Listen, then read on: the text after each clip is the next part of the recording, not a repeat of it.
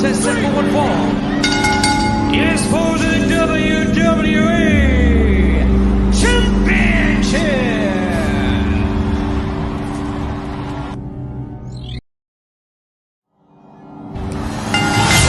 Ladies and gentlemen, this contest set for one fall is for the WWE Championship.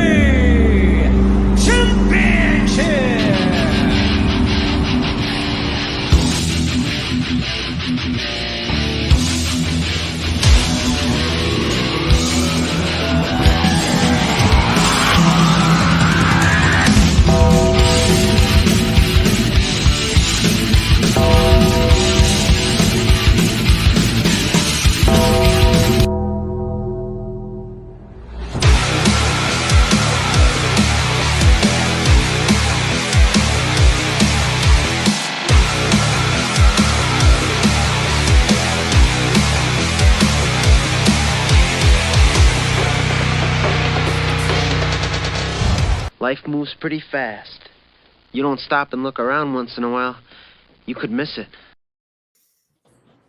Welcome to Around the Turnbuckle. I'm Big Al. That's Professor Keith, as always.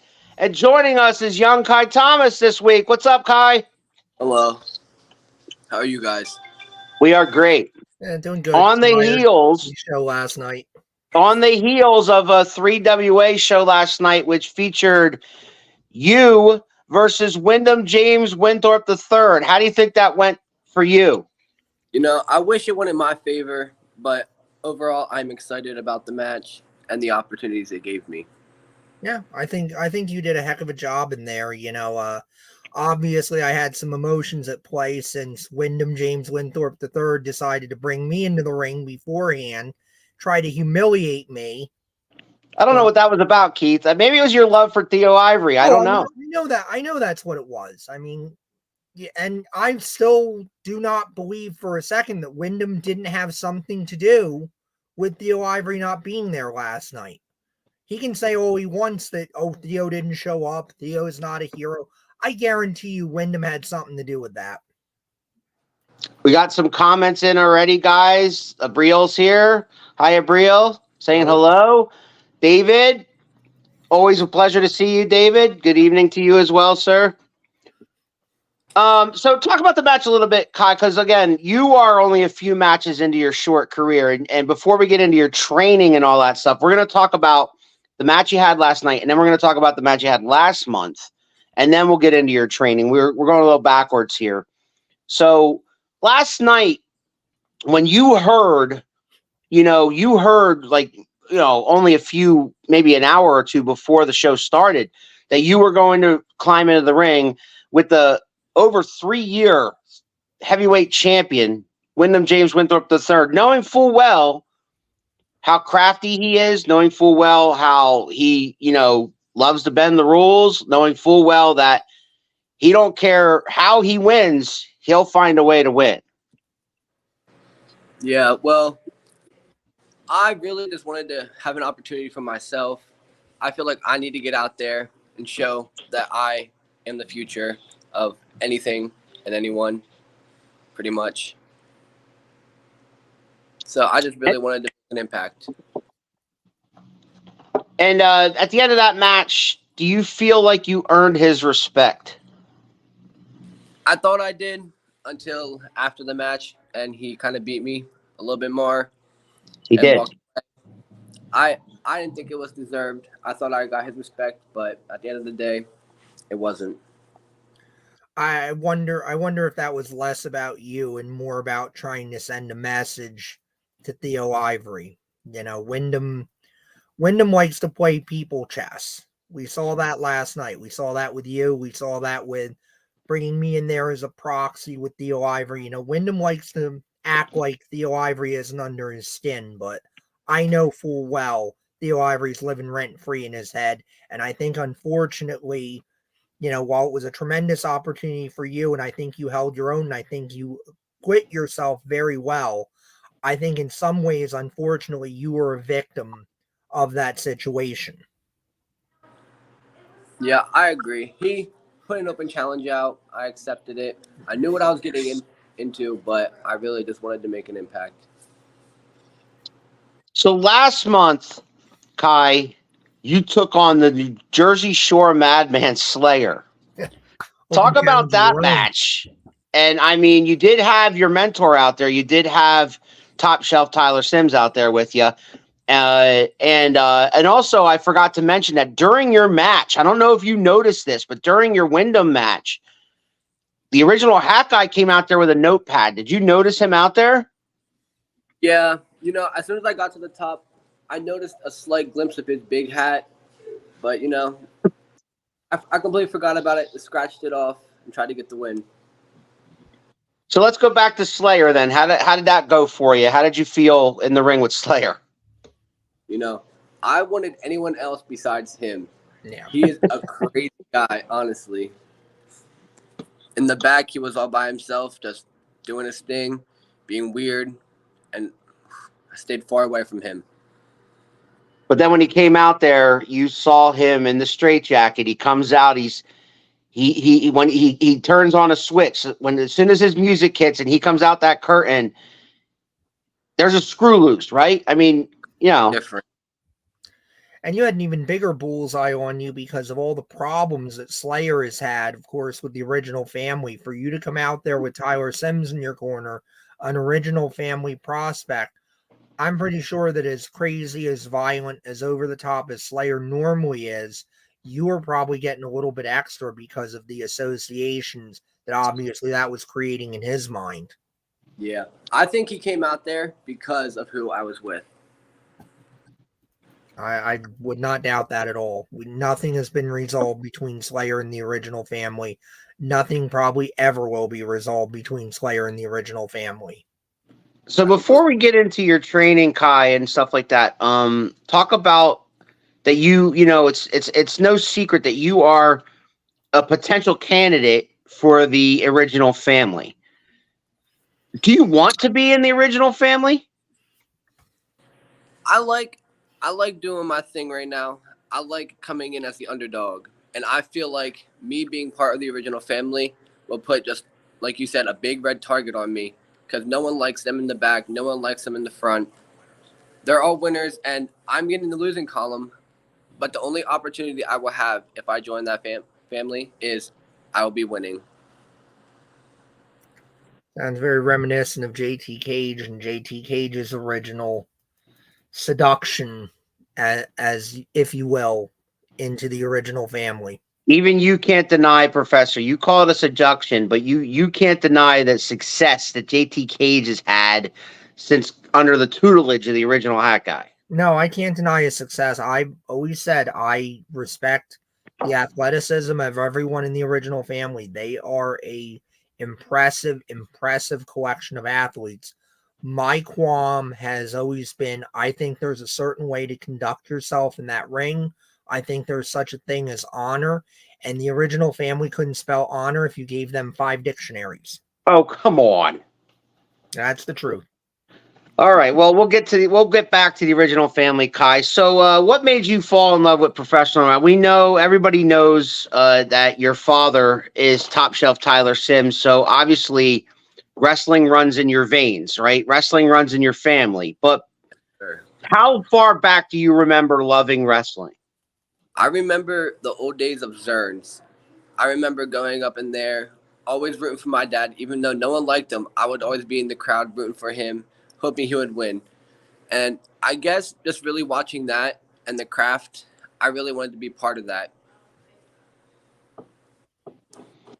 Was there influences on TV? Did you watch it on TV together or anything like that? We watched it growing up. For the longest time, I fell out of love with wrestling because I just had my mind on other things. But I started to understand it more, and the stuff that happens and the work they do, and it can put your body through a lot. And it really just made me respect it more. And so I got back into it. And that would be one of my questions, is obviously the day comes where you decide, okay, I want to try to do this. Obviously, you go to Dad and you say, Dad, I want to become a professional wrestler. And we know that conversation tends to go 2 ways with a father who is a wrestler. Either they're very much against it and they're saying, no, I've been through it. I know what it's going to do to your body. I know what it can do to your mental state. I know what chasing that dream will get you, especially if you don't make it. Or there's fathers that say, okay, if this is what you want to do, let's do it. I'll get you trained correctly. I'll get you somewhere. I'll get you taken care of. What was that conversation between you and Dad like? It was a little bit of in between. He was excited, but he wanted me to just stay out of it. He didn't want me putting my body on the line and stuff like that. But then I snuck behind his back. Honestly. Oh, really? Yep. But now he respects me for doing it because he's glad. Abril said, my dad likes wrestling. Yeah, I know. Correct me if I'm wrong, Abril, but are you or are you not related to classic Johnny Potter? Just saying. yeah, your dad likes wrestling. He does like wrestling. I think secretly he likes me too, but he won't admit it. But Kai, so you suck out training behind his back, is that right? Yes, sir, I did. Wow. And who did you contact for that? I went to Rob Noxious and Malcolm King for training. When did that start for you? I mean, not that long ago. Yeah, well, I just freshly turned 18 in June, so I started about 6 months ago. 6 months ago, like 6 months ago. So I mean, we're talking. This is September. We're talking like early spring. Yep. Wow. Okay. And did you actually go down there to Marysville or to wherever Malcolm trains or whatever? Yep, I went all the way to Harrisburg, PA. Okay. And what did you think the first bump you took? How'd that feel for you? It was brutal, but you have to get back up, and I got back up and did it again and again and again. Now let's talk a little bit about their training styles because we've had lots of guys that have been trained by those guys. So we never really dove deep into like how do they train? I mean, are they rough? They want to see if you can hack it, or how do they do it? There's some rough days, but they love us all, so they want us to all succeed, but they also want to pick out the weak from the strong. They want the weak to just be gone. And there it is. Briel's in the Potter family. Yes, we love the Potter family. Well, I don't know about the professor, but we love the Potter family. All right, so you trained for how many months? I mean, you had your first match only like 2 months ago. Yeah, it was a few months ago. Yeah, because there was, correct me if I'm wrong, but your very first match in front of people was against your father, right? Correct. It was at Seven Mountains. Seven Mountains. And talk about that match. That was your first match. So talk about the butterflies. How'd you feel about it? How'd you feel it went? My trainers were in the back with me, so they were calming me down and making sure I got what I needed to do. They made sure that I was hydrated, and they always kept me in a positive mindset before I walked out there. And Rob, the head trainee, he came out with me and got me all ready for it. Were you nervous? Oh, well, Philadelphia is my hometown, but Lewistown, PA is where I've lived for most of my life. And so I did it in my hometown. So it was nerves because I wanted to impress, but I also wanted to show that I can do it. Especially against Dad, right? I mean, yeah. that's a huge test. Was Dad maybe a little extra because he wants to make sure that you're serious about this, and maybe is still a little upset that you went behind his back? Oh yeah, you definitely felt in the match. Before the bell even rung, he grabbed me and he slapped me. He made sure I knew what I was getting into. Right. Yeah. He said, I know though that he was, when the match was over, he was proud of you because I know maybe a day or two later, it might have been the very next day. I'm not sure exactly the timeline, but he sent that match to me right away. And he said, here, what do you think? Well, right after the match, he wasn't too happy that I beat him. He grabbed the chair and beat me with it because I tried to give him a hug, and he pushed me away, and he ran out to the outside, and I walked over to him. He kicked me in the gut, grabbed the chair, and hit it over my back, and then walked away. That sounds like your dad. Yeah, we didn't talk for about a day, but then I finally got him. Oh, but here's a little secret. I did help him win at the end of the night, so he did forgive me. He was in a tag match too. David's here. He says you need to wrestle at SWO or Three Legacies. Hopefully one day. Yeah, he'll get there. He's there. All right, man. So you had that first match with that. Then you had Slayer. Then you had Wyndham James Winthrop III. What's next for you? You know, I've been scouting a little bit, and I think a good opponent for me is someone who's strong and willing to hit me. I have my target on one person. I'm not going to say it publicly. I haven't, but it will be there. But you want somebody that hits hard. Like, you want to be hit hard. Yeah. We definitely got some guys in 3WA that fit that bill. Absolutely. So, for a minute, let's talk about your dad. So, last night at Quakertown, he was in the main event against an old foe named Main Event Michael Mars.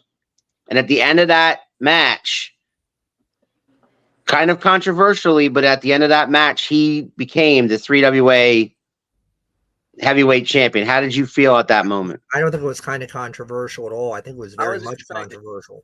He wasn't excited to win it. He wanted to win it on his own, but yeah, at the end of the day, he won. And you know, I actually have a guest beside me. If you guys want me to do some, sure. There he is. Himself. 3WA heavyweight champion, Top Shelf Tyler Syms. What's up, sir? Not too much. I'm a little beat up. I mean, we went to war last night. I'm not going to say it was ever going to be easy. We've been doing this 27 years, and we've beat the crap out of each other, all 27 of them. So I knew it wasn't going to. He wasn't a champ for probably about a year. Over a year, yeah. By luck. So I mean, I knew I was in for something because every time we fight, we leave everything out there. So I'm really feeling it today. We couldn't help but note. I wanted to win it on my own this time. I told everyone, let me do this. They refused. But, I mean, after what happened, I'm not going to, give the title back. I mean, I earned it. I took the bumps. I took the bruises. I took the beating. And I kept coming back from it. So, in the end, he would have won. He would have taken the win the same way if he had it. So, I'm not going to give the title back to him. Did the hack guy, not to cut you off, Al, could certainly make the argument that, you were not the catalyst of that. My interpretation of it, you correct me if I'm wrong, you were attempting to get the hat guy out of the ring, get the title away from him. And when you shoved the hat guy, that was actually an inadvertent situation. You were not hoping that the hat guy would hit main event Michael Mars.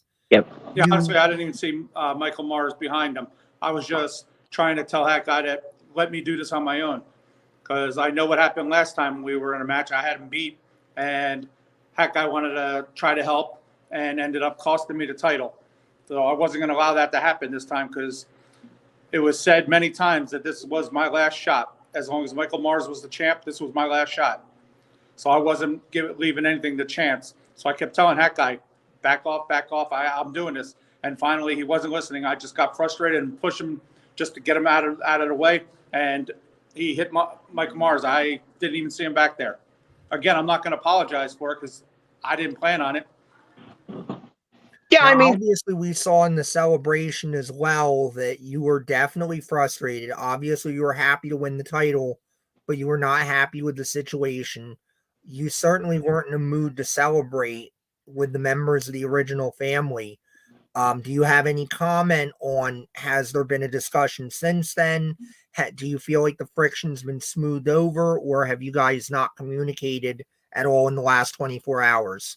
Oh yeah, we had some discussion. We had our own little tiny celebration. It was somber, but it was still a celebration. We broke open a few ones to clear the air, and I mean, they know where I'm coming from. I'm not just the champ now by luck. I have defended this.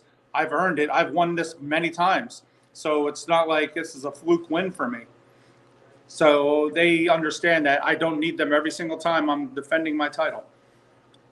That guy can come out there and he can be a cheerleader for me all he wants. I mean, he has some advice. He gives me some great advice during the match, but I don't need him to interject himself into my matches for me to win. I wanted to prove that on my own.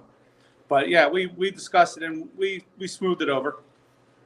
Okay, fair enough. The thing is, Top Shelf, is that, like you said, if he had accidentally in some fashion hit you with the title, in other words, like say Michael Mars pushed him into you and you were down there, you don't think Michael Mars would have made the cover and kept his title? I know for a fact. I've been friends with him for 40 years. Yeah. Who do you think I learned some of this stuff from? I mean, he's been doing it longer than me. He was one of the main ones that taught me the ropes when we were younger. We were on the road and everything. So I know for a fact he would have done the same thing. We got some comments here. David Motorman, interesting story. Kai, thank you for sharing with us, making Dad proud and wishing you the best in your career. Big Dave. David Hilt's back. He says, you don't need the hack guy. He's a loser. Oh, I do want to add a little point, though, on go ahead. Training. It wasn't totally behind my back. He did go behind my back, but Rob has enough respect. He did call me and let me know, ask me if it was okay. Okay. Good. But Good on so that. it's the first time he's heard about this. But yeah, Rob has so much respect in his business. He called me and wanted to make sure it was okay that it was okay with him training him. And I mean, now that we have you here, he talked about you were kind of 50-50, but you were a little more against. When he comes to you and he says, Dad, I want to try this. I want to get trained.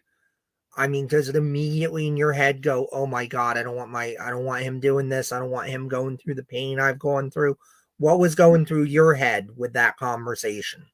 Part of it, yeah, because when I first started wrestling is so much different now than back in the day.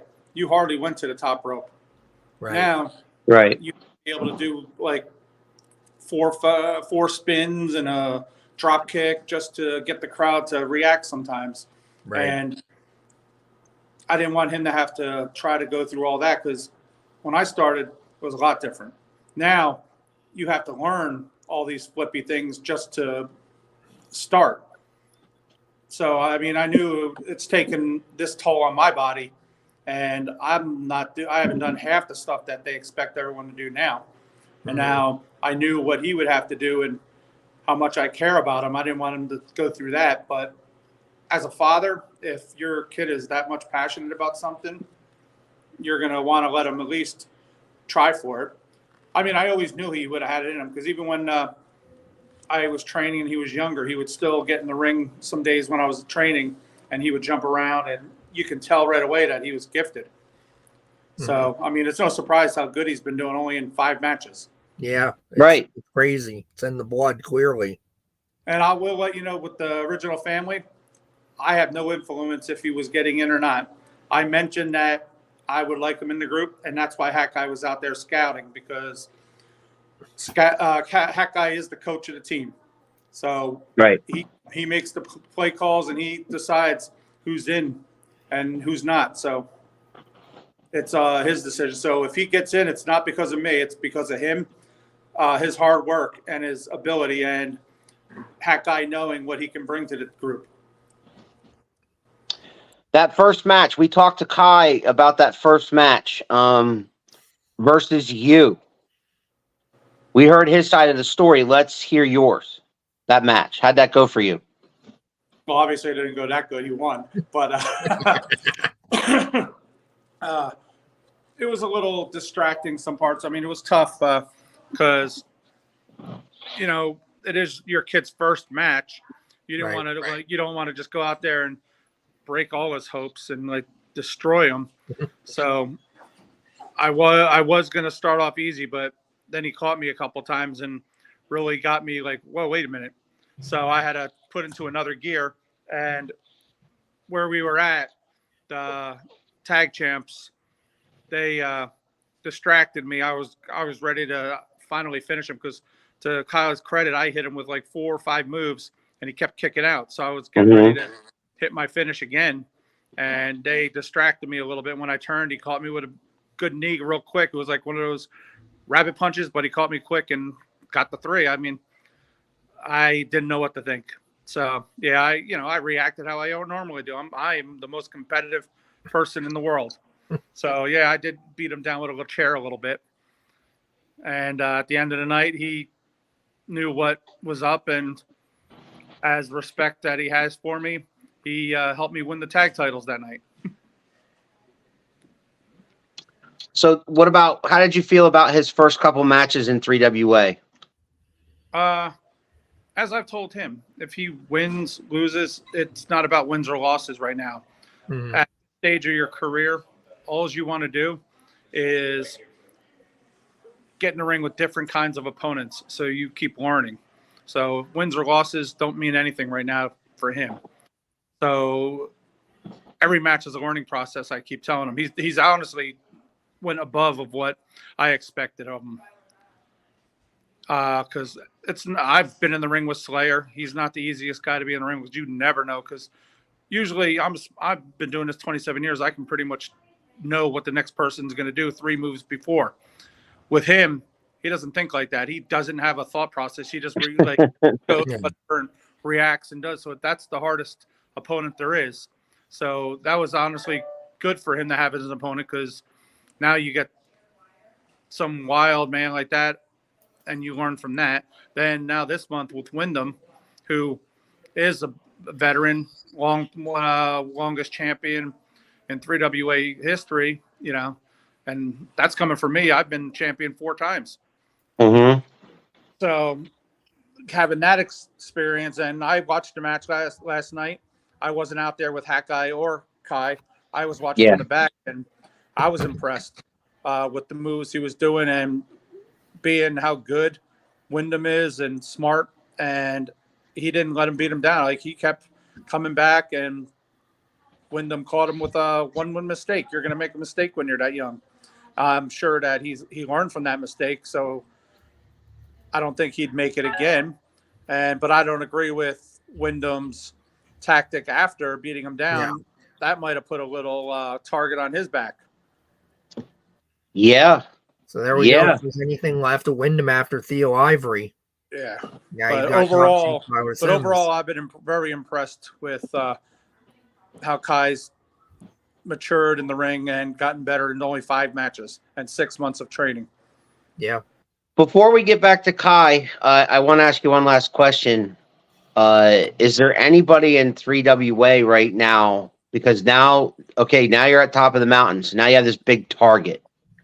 Is there anybody that I don't want to say the words worry you, but that you have your eye on that might be a contender for your title now that you're champ again?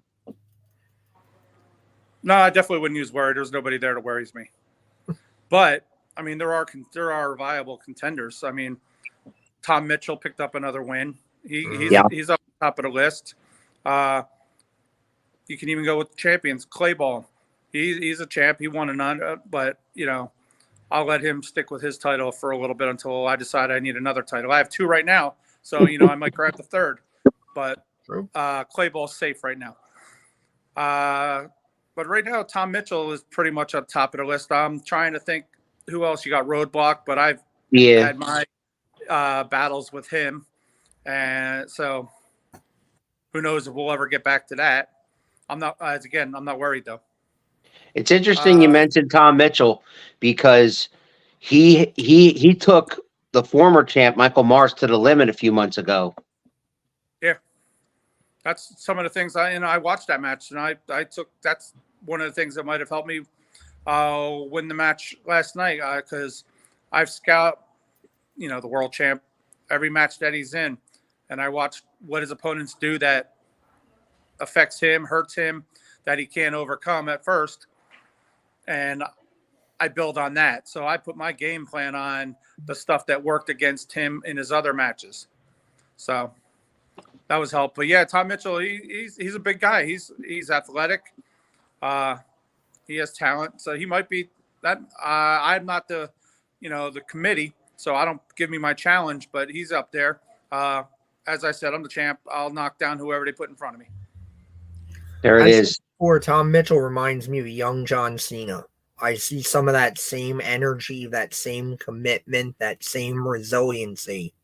So I wholeheartedly agree with you that Tom Mitchell is definitely somebody you want to keep your eye on, and you want to definitely have a plan in the back of your head for the day when he comes for that title, because I don't think it's an if, I think it's a when. Oh, yeah. And then you also have Demetrius Arion, who pretty much runs the company. He's always had a thorn in his side for me. He doesn't like me for some reason and always wants to battle me. So heck, he might put his name in the hat for a contender. True. What are you gonna do? And we've had some battles over the years, me and him. Yeah. Just a couple months ago, we had a cage match. So I mean, we've gone to battle. So there's a bunch of contenders out there. I'm not worried about anybody. I'll just let the committee tell me who's going to be in front of me, and I'll just keep knocking them down. And then eventually Wyndham's streak will be ended. I'll have the new record. There it is, Keith. Very bold prediction there. 3 years. Very bold prediction. Top Shelf Tyler Syms, thank you for joining us. That is the 3WA heavyweight champion. Kai Thomas, back to you, buddy. So I gotta ask you, like, what do you want? What do you want out of professional wrestling when it's all said and done? I know you're young, and that's a hard question to think about because no kid your age thinks about the future. You don't even think about tomorrow. But if you had to sit down and actually think about it, do you have dreams? Do you have aspirations? I have a dream of being big one day. Not everyone's going to get there. I just really hope that I can make a name for myself at the end of the day. Well, you've certainly got a good foundation. Thank you. Yeah, and so, when you say make it big, I mean, that's subjective, right? There's different, some wrestlers say, I just want to do this and have fun while I'm doing it and make a little bit of money while I'm doing it and put on some great matches that people will remember for the rest of their lives. And then there's other guys that say WWE or bust. Are you somewhere in between that, or like where are you at? I would say I'm somewhat in between. I don't think of ever going to WWE until I'm older. I don't want to think of anything like that. I'm just trying to make a name for myself in the indies and then hopefully one day be up there. Yeah, I hear you. I mean, I know some folks that have said, look, my goal right now is just to be able to quit the shoot job and be able to say I solely make a living as a professional wrestler. And once they hit that point, then they're going to feel like I've made it and everything else is gravy, after that. So, I mean, there's nothing wrong with modest goals. There's nothing wrong with being the guy that says, you know what, I just want to be able to make a living at my craft, whether I can do that by being an Impact, being an AEW, being in WWE, or doing the Matt Cardona route where it's just, I'm going to string enough indie bookings together that it winds up paying the bills. I mean, it is what it is. Oh, yeah. So, Kai, what do you think that you have to do to get to the next level? To get to the next level version of Kai Thomas? I think I need to improve on everything. Honestly, I'm still young. I'm still training. I just need to improve on how to, control myself. What do you mean by control yourself? Or you feel like you're out of control? Sometimes I feel like I can be too fast with things. Trying to one and done type of move thing. I need to drain my opponent before I can really do something. Has the vets Rob always say Noxious slow or it down. Malcolm? Go ahead, Keith. I'm sorry.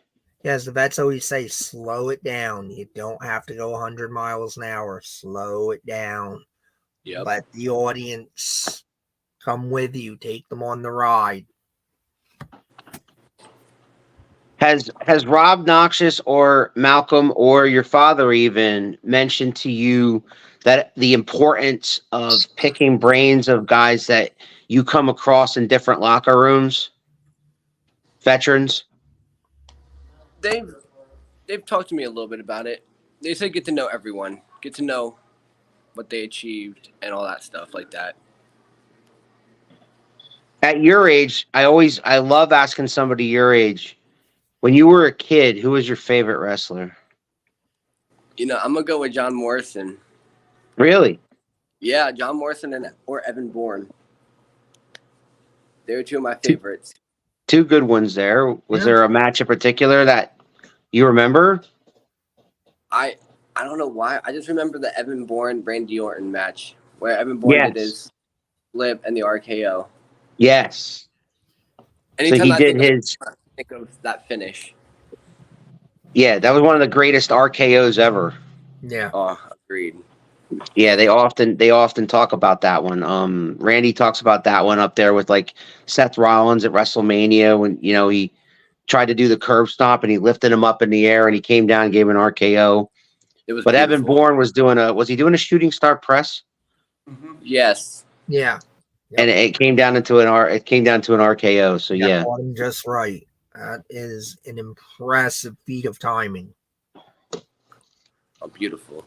It's interesting because like people your age, they grew up on, in the 2000s. So you grew up with Cena and Orton. And then when I asked you that question, you mentioned John Morrison, which was refreshing because, he was a different guy. He was a different cat and he did make it pretty far in this business and he still is doing it right now. But I mean, he made it pretty far in this business. Like he wasn't the guy that was going to be the face of the company, but he was the guy that could probably put on the match of the night if you let him do it. I 100% agree with that. And I mean, is that what you want to be? Like, you want to be the guy that, like, in 6 months, maybe a year, at the end of a 3WA show, they're talking, man, that Kai Thomas versus whoever fill in the blank match, that was fucking awesome. I want to be the face of a company, but I also want to put on great matches. So I plan on doing both. And I think Morrison maybe could have done that. I think Morrison had some setbacks, and I think there was also some component there, that undeniable something in terms of drive that I think was maybe not quite there, because to really make it and to be a franchise guy, right, you've got to eat, breathe, and sleep it. You've got to give up just about everything else and subordinate your whole life to that promotion you're in. It really is a commitment, almost like a marriage in some ways. Yeah, I want to know what a marriage is. Yeah, no. Al does. You don't need to know what a marriage. Yeah. You don't need to know what a marriage is for a while, there, buddy. Just yeah. If that word comes up, twice. There's plenty of experience. Yes. So when you get into your 20s, if that word comes up, you run. Okay, the other way. You just run. I plan on it. Okay. You just I don't care who says it. I don't care. But that's the only advice I could possibly give you. Yeah, I've been there and done that a couple times. So, do you watch any wrestling nowadays, Kai? I try. I work a lot, so it's a little bit of a. I try and watch the highlights of it. And if you don't mind me asking, what do you do for a shoot job? I work at a movie theater where I'm at right now, and I just put my 2 weeks in at a nursing home. So are you on the clock right now? Oh yeah, I am. That's why I walked over there. I had to help with something. Yeah, I was gonna ask about the poster there if that was yours, but clearly it is not. King Kong, man, it's awesome. King Kong, yeah, It's a classic. it is a classic. What kind of movie? Well, so you work at a movie theater, so you must like movies, right?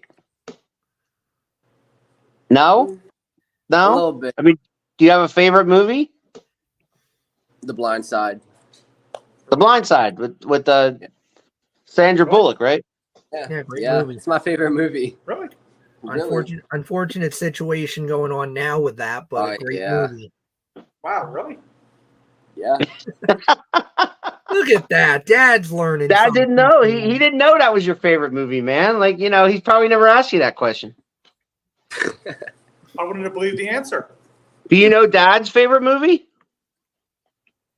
Well, do you know it? You don't know it, do you? Probably something from like the 80s. It's not from the 80s, but yeah, it's an older movie. Saving Silverman and Napoleon Dynamite. Why does that not surprise me in the slightest? Oh, and then another one is I Hope They Serve Beer in Hell. The- Check it out. It's the funniest movie I've ever seen. We'll have to look for that one. he's like my... Okay, here's the story. Okay. Silverman, when it first came out to the movies, me and Michael Mars, we literally went probably 8 or 9 times in a 2-week period to watch the movie. We started laughing before the part. After a couple times we went, we started laughing before the scene even started because we knew what was going to happen. People were looking at us and we're just like dying laughing because we know what was coming up. You sound like my late brother because there was we always fought over movies. I actually liked I liked all genres. He couldn't stand movies, but comedies he would watch.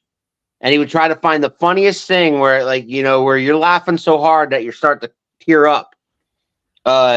He would try to find movies like that, like really goofy slapstick stuff. That would make you, and then he would say to me, "You got to see this movie, Alan." And I'd see it and I'd be like, "That's the dumbest shit I've ever seen, Al." Bob, Like I Hope They Serve Beer in Hell. I was home alone by myself and I was crying. I was laughing so hard. My ribs were hurting, everything. That movie had me rolling. Nice.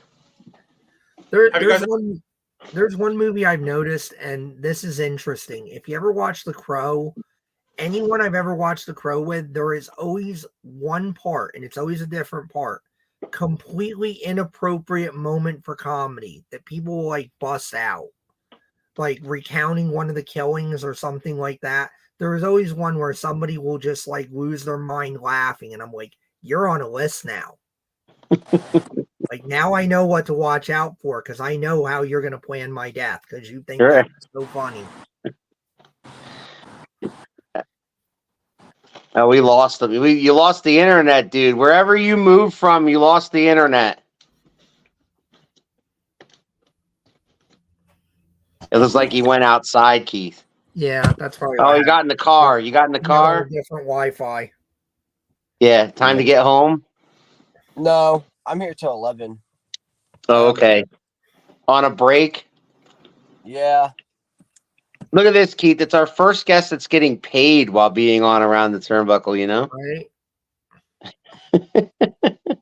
I mean, I've done this show on a break, but I don't think I've ever done it on a break where I was getting paid. It was always on my non-paid lunch breaks. That is genius, man. That is such genius. Well, listen, man, we wish you nothing but the best. You are off to a good start. Great start. You're working with the right guys.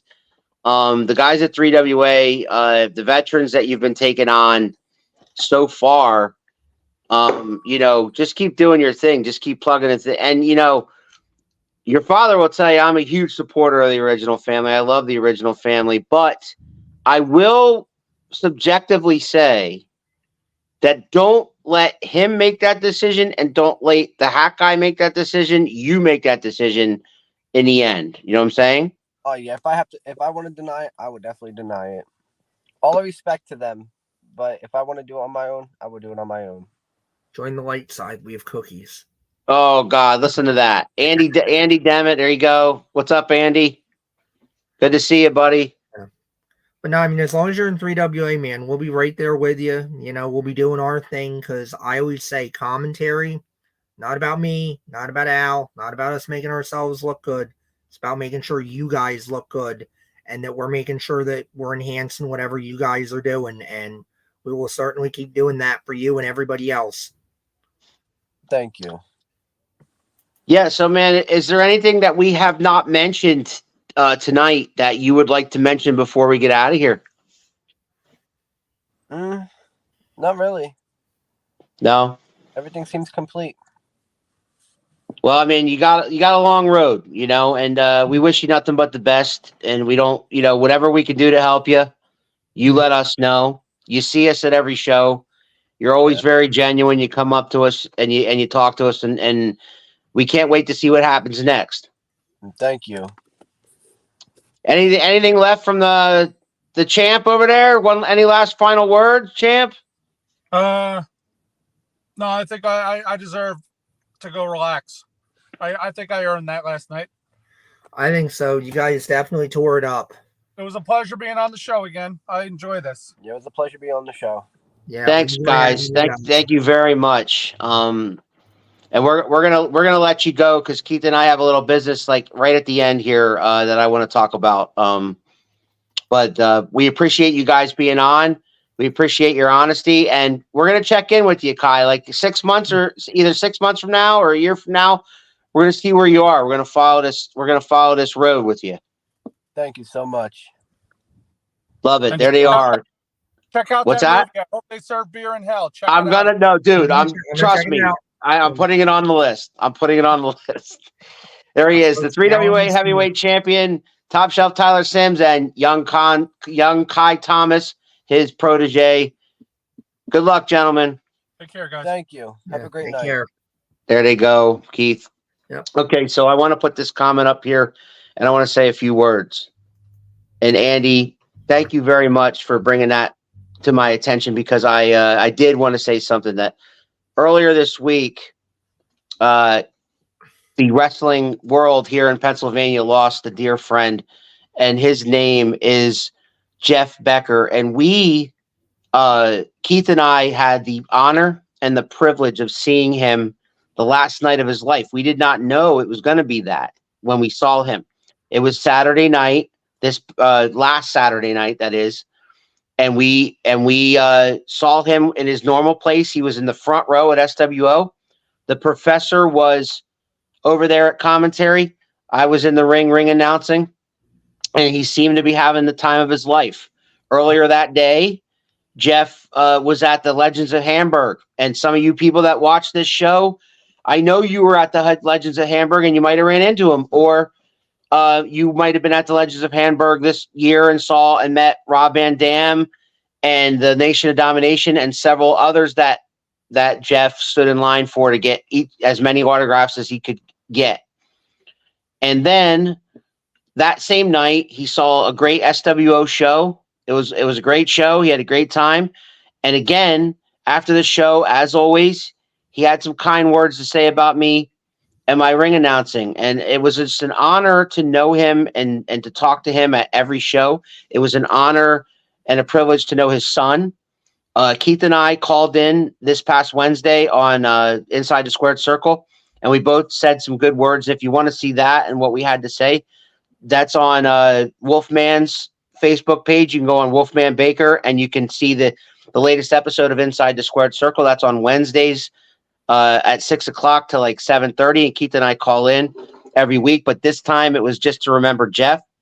The SWO is putting together a big show on Saturday, October the 21st in Red Lion, and that complete show is dedicated to Jeff Becker, and that's their 300th show. So it's double anniversaries there, double celebrations there. Celebrate the life of SWO Hall of Famer Jeff Becker, and also the 300th show of SWO. And Keith and I couldn't be more prouder to be part of it.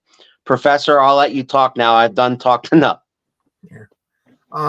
You know, I think the best thing about getting into the wrestling business and having the privilege to break into the wrestling business, like we have over the past few years, is the people we've met along the way.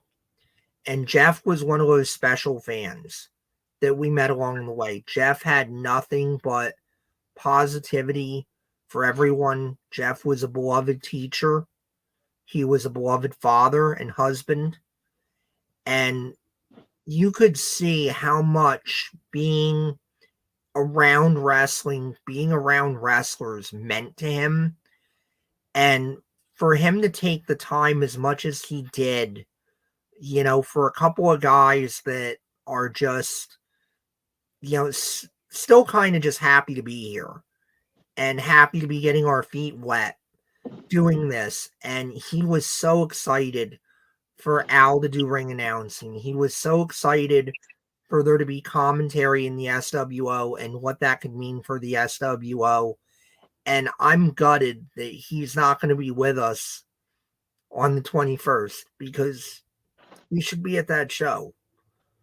There was no bigger fan of the SWO than Jeff Becker, and we're going to do it for him that night. We're going to all put on our best version of ourselves, and we're going to knock it out of the park for him. Now, Keith and I did not do it around the turnbuckle last week. We were guestless, but I think it was a blessing in disguise. Yeah. Because that was the day we found out that he passed away. So this is our first around the turnbuckle since his passing. And we wanted to mention it on the end that this episode of Around the Turnbuckle, this one's for Jeff. Yeah. For Top Shelf Tyler Syms and his young protege, Kai Thomas, and the professor, my partner, we will see you guys next Sunday with a new guest on Around the Turnbuckle. That guest has not been locked down yet, but it's up in the air. It's between two people, and whoever snags the hook first, they're in. So Professor and I will have a guest next Sunday at 6:00. In the meantime, thanks for tuning in. Thanks for everybody who commented. And we'll see you guys next Sunday on Around the Turnbuckle. You think you know me? Oh, yeah! If you smile!